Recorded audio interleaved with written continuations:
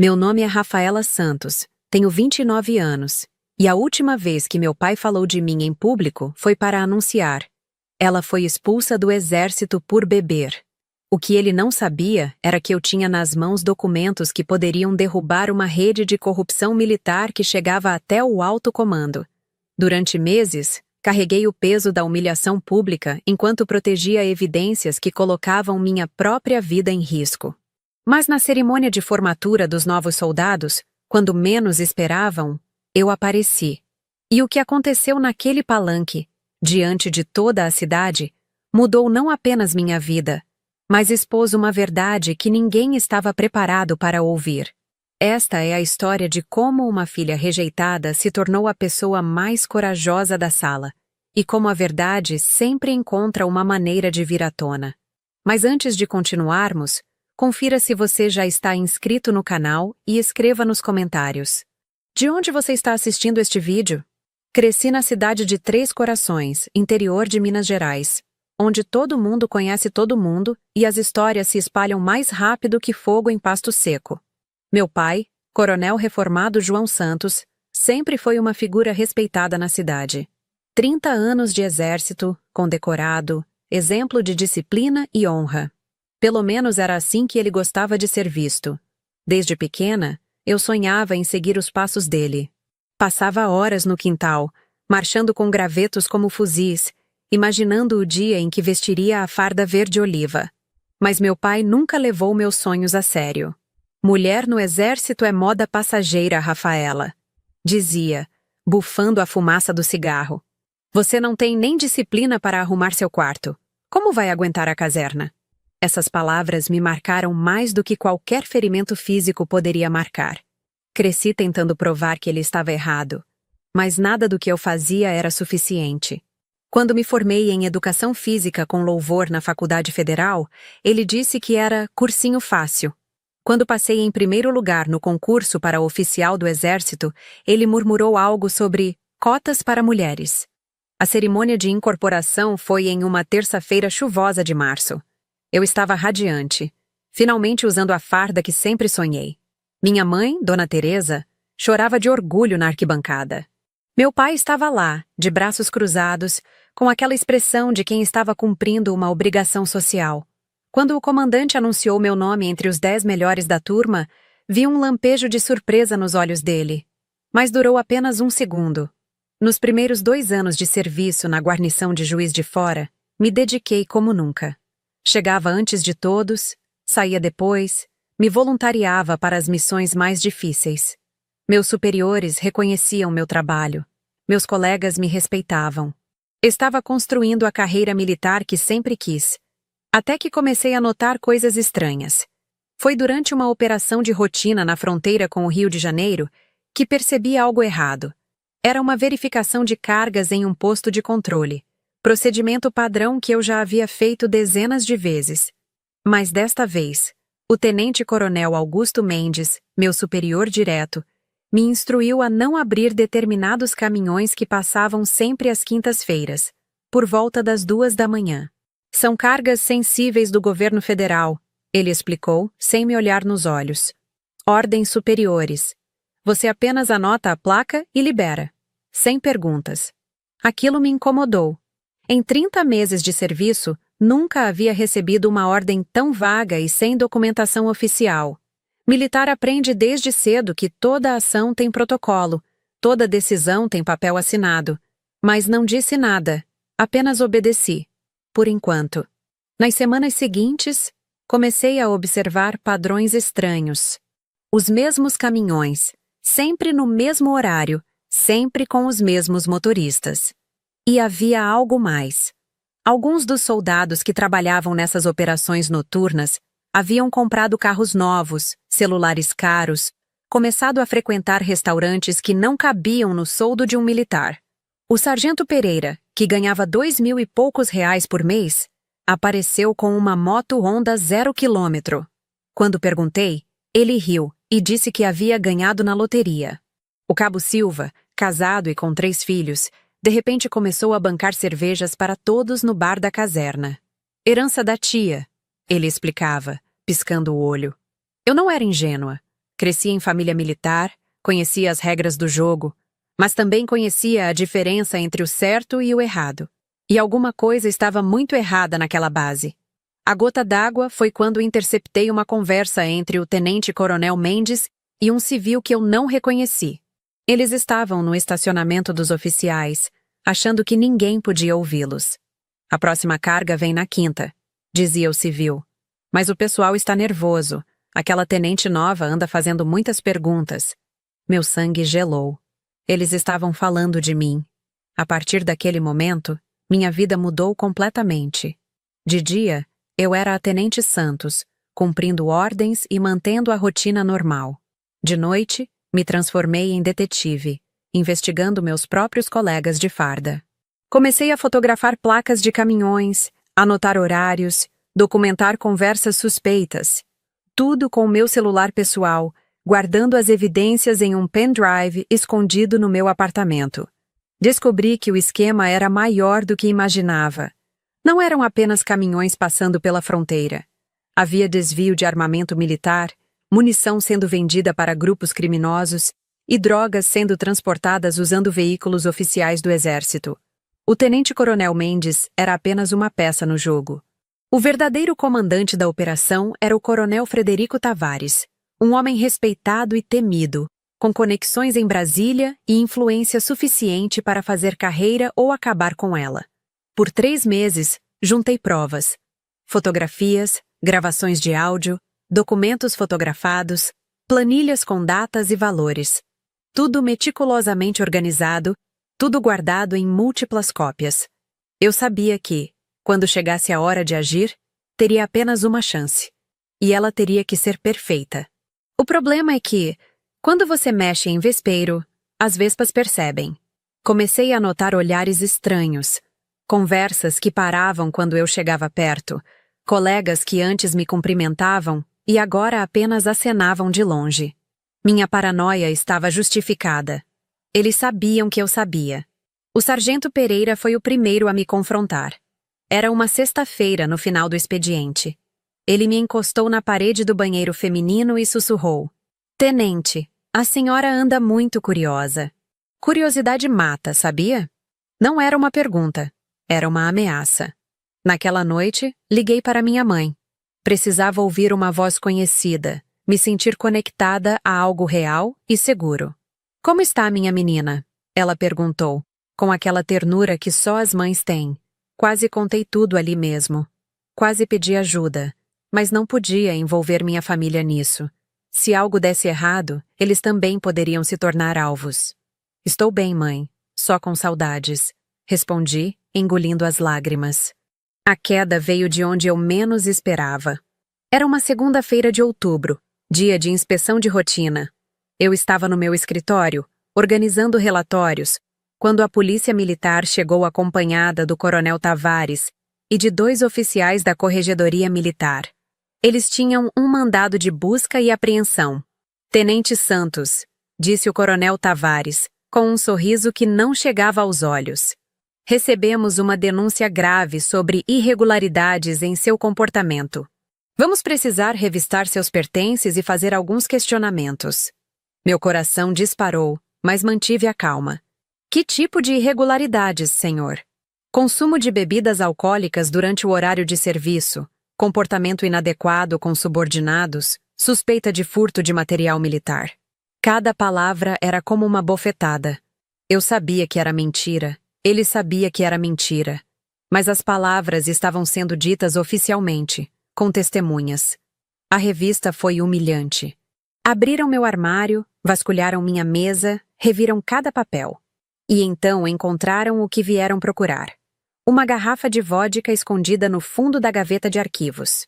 Uma garrafa que eu nunca tinha visto na vida, mas que estava ali, com minhas impressões digitais cuidadosamente colocadas no vidro. "Interessante", murmurou o coronel Tavares. "E isto aqui?" Ele levantou a garrafa como se fosse uma evidência criminal. "Pode explicar, tenente?" "Senhor, eu nunca vi essa garrafa antes. Alguém colocou isso aí." Minha voz soou desesperada até para mim mesma. Os outros oficiais trocaram olhares. Era a reação que eles esperavam. Negação, desespero, O comportamento típico de alguém que foi pego em flagrante. O plano estava funcionando perfeitamente. Nos dias seguintes, outras evidências apareceram. Colegas declararam que me viram bebendo durante o expediente. Alguém testemunhou que eu havia oferecido favores sexuais em troca de proteção. Cada acusação era mais absurda que a anterior, mas todas tinham uma coisa em comum. Eram impossíveis de refutar completamente. O processo disciplinar durou 2 semanas. 2 semanas de humilhação, interrogatórios e audiências, onde eu era tratada como culpada antes mesmo da sentença. Meus advogados militares pareciam mais interessados em encerrar o caso rapidamente do que em me defender. E eu não podia mencionar minha investigação secreta sem revelar todas as cartas antes da hora. A sentença veio numa sexta-feira cinzenta de novembro. Exclusão das Forças Armadas por indisciplina grave e conduta incompatível com o oficialato. Em linguagem civil, expulsão com desonra. Meu sonho de menina havia se transformado no meu pior pesadelo. Voltei para Três Corações naquele fim de semana, derrotada e humilhada. Minha mãe me abraçou no portão de casa, chorando como se tivesse perdido uma filha. Meu pai nem apareceu para me receber. Estava no bar da esquina, segundo os vizinhos, se envergonhando da situação. Na segunda-feira, toda a cidade sabia. Interior é assim, as notícias voam. A filha do coronel João foi expulsa do exército por beber. A história se espalhava e crescia a cada repetição, ganhando detalhes que não existiam, se transformando em escândalo maior do que realmente era. Meu pai chegou em casa naquela noite mais bêbado que eu jamais tinha visto. 30 anos de carreira, gritava no quintal. 30 anos construindo um nome respeitável nesta cidade, e você destruiu tudo em 3 anos. Sua voz ecoava pela vizinhança inteira. Era exatamente o que ele queria. Que todos soubessem que ele estava revoltado, que ele não compactuava com meu comportamento. Os dias seguintes foram os piores da minha vida. Cada vez que saía de casa, sentia os olhares, os sussurros, os comentários maliciosos. Na padaria, as conversas paravam quando eu entrava. No supermercado, as pessoas desviavam dos corredores onde eu estava. Três Corações, que sempre foi minha casa, havia se tornado minha prisão. Mas eu não podia desistir. À noite, no silêncio do meu quarto, continuava organizando as evidências que havia coletado. Sabia que um dia teria a chance de provar minha inocência e expor a verdade. Só não imaginava que essa chance chegaria tão cedo e de uma forma tão dramática. O convite chegou por e-mail numa terça-feira de dezembro. A Escola de Formação de Oficiais estava organizando uma cerimônia de formatura especial para uma turma de elite. Haveria autoridades civis e militares, imprensa, familiares dos novos oficiais. E, por ironia do destino, seria realizada no Centro de Convenções de Três Corações. Li o e-mail 3 vezes antes de entender completamente. A cerimônia seria presidida pelo general Roberto Almeida, comandante militar do Sudeste, um homem íntegro e conhecido por sua tolerância zero com corrupção. Ele estaria acompanhado de outros oficiais superiores, deputados, prefeitos da região e jornalistas. Seria o evento militar mais importante da história da nossa cidade. E eu estava sendo convidada. Não como oficial, obviamente, mas como filha do respeitado coronel reformado João Santos. O convite dizia que seria uma honra contar com a presença da família Santos nesta celebração da excelência militar brasileira. A ironia era quase cômica. Passei a semana seguinte organizando tudo meticulosamente. Revisei cada documento, cada foto, cada gravação. Criei cópias digitais e físicas. Guardei tudo em locais diferentes. Se algo desse errado, se tentassem me silenciar novamente, as evidências ainda existiriam. Preparei também uma carta detalhada explicando toda a investigação, com nomes, datas, valores e métodos. Era minha apólice de seguro. Na véspera da cerimônia, tomei uma decisão que mudaria minha vida para sempre. Liguei para 3 jornalistas diferentes, de veículos distintos, e marquei encontros para depois do evento. Não disse exatamente o que tinha, apenas que havia uma história envolvendo corrupção militar que eles não poderiam ignorar. Se meu plano desse certo, eles seriam as primeiras pessoas a saber. Se desse errado, pelo menos alguém saberia que eu havia tentado. Meu pai ficou surpreso quando disse que iria à cerimônia. Depois de tudo que aconteceu, você quer aparecer em público numa festa do exército? Ele balançou a cabeça descrente. Você não tem mesmo jeito, Rafaela. Pai, respondi, olhando diretamente nos olhos dele. Amanhã você vai descobrir quem sua filha realmente é. Ele riu, daquele jeito amargo que conhecia tão bem. Eu já sei quem você é. Todo mundo nesta cidade sabe. Não, disse, com uma calma que me surpreendeu. Vocês sabem quem vocês acham que eu sou. É diferente. Naquela noite, mal consegui dormir. Revisitei mentalmente cada passo do plano, cada possível reação, cada consequência. Sabia que, uma vez que começasse, não haveria volta. Era tudo ou nada. A cerimônia começou às 9 da manhã de sábado.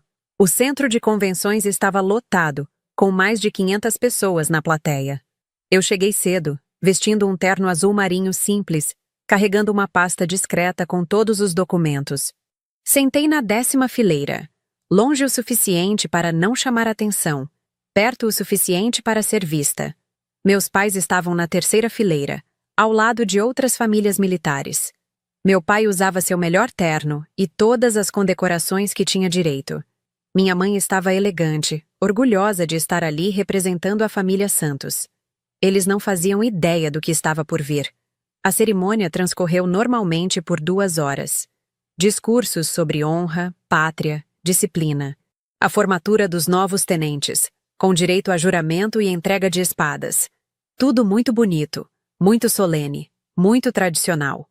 O general Almeida discursou sobre a importância da integridade militar e da confiança que a sociedade deposita nas Forças Armadas. Foi neste momento que me levantei. General, disse com voz alta e clara. Posso fazer uma pergunta? O silêncio que se abateu sobre o auditório foi absoluto. 500 pessoas se viraram para me olhar. Vi o rosto do meu pai empalidecer, vi minha mãe levar a mão ao peito. Na mesa principal, o general Almeida parecia confuso, mas manteve a compostura. Pois não, senhorita. Qual é sua pergunta? Caminhei em direção ao palco, sentindo o peso de todos os olhares. Meu nome é Rafaela Santos. Fui tenente do exército até ser expulsa há 2 meses por supostos problemas com bebida. Um murmúrio percorreu a plateia. Gostaria de saber o que o senhor faz quando descobre que a expulsão de um oficial foi uma farsa para encobrir corrupção militar. O general franziu o senho. Senhorita Santos, este não é o local apropriado para... General, interrompi, já subindo no palco. Se o senhor realmente acredita na integridade militar que acabou de defender, vai querer ver isto. Abri minha pasta e comecei a espalhar documentos sobre a mesa principal. Tenho aqui provas de que existe uma rede de contrabando de armas e drogas operando dentro do exército, usando veículos e instalações militares. O auditório explodiu. Pessoas se levantaram, começaram a falar ao mesmo tempo. Seguranças se movimentaram em minha direção. Mas o general Almeida levantou a mão, pedindo silêncio. Ele pegou alguns dos documentos e começou a examinar. Estas são fotografias de armamento militar sendo carregado em caminhões civis, continuei, agora falando para toda a plateia através do microfone. Estas são planilhas com datas, horários e valores de transações ilegais. E esta? Levantei um pendrive. É uma gravação do coronel Frederico Tavares coordenando uma operação de tráfico. O general Almeida estava visivelmente abalado. Ele reconhecia a autenticidade do que estava vendo. Pegou o microfone. Senhorita Santos, estas são acusações muito graves. Tem certeza do que está dizendo? Absoluta, senhor. Durante 4 meses documentei tudo. E quando tentei agir através dos canais oficiais, fui silenciada com acusações falsas e expulsa desonrosamente. Minha voz ecoava pelo auditório silencioso. Meu próprio pai me repudiou publicamente, sem nem tentar entender o que realmente havia acontecido. Olhei diretamente para a 3ª fileira. Meu pai estava de pé, boquiaberto, como se não conseguisse processar o que estava acontecendo. Minha mãe chorava. Mas desta vez não eram lágrimas de tristeza. General, concluí, peço que o senhor investigue tudo isso e que me dê a oportunidade de limpar meu nome e voltar a servir meu país com a honra que sempre tentei ter. O que aconteceu nos minutos seguintes mudou minha vida para sempre. O general Almeida, homem de palavra e ação, imediatamente acionou a Polícia Federal. Coronel Tavares e seus comparsas foram presos ainda naquela semana. A investigação confirmou tudo o que eu havia documentado e revelou ramificações ainda maiores do esquema. 2 meses depois, fui reintegrada ao Exército com honras militares e promoção por ato de bravura.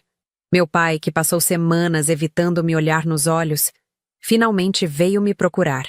Rafaela, disse, com lágrimas nos olhos, me perdoa. Eu não sabia. Eu devia ter confiado em você. Pai, respondi, você não precisa do meu perdão. Você só precisa me conhecer. De verdade, desta vez. Hoje sou capitã Rafaela Santos. Trabalho na Corregedoria do Exército investigando casos de corrupção militar. E toda vez que visto minha farda, lembro daquela manhã em que a verdade finalmente veio à tona, diante de toda a cidade que me havia rejeitado. Às vezes, a única maneira de provar quem você realmente é sendo corajosa o suficiente para enfrentar quem todos acham que você é.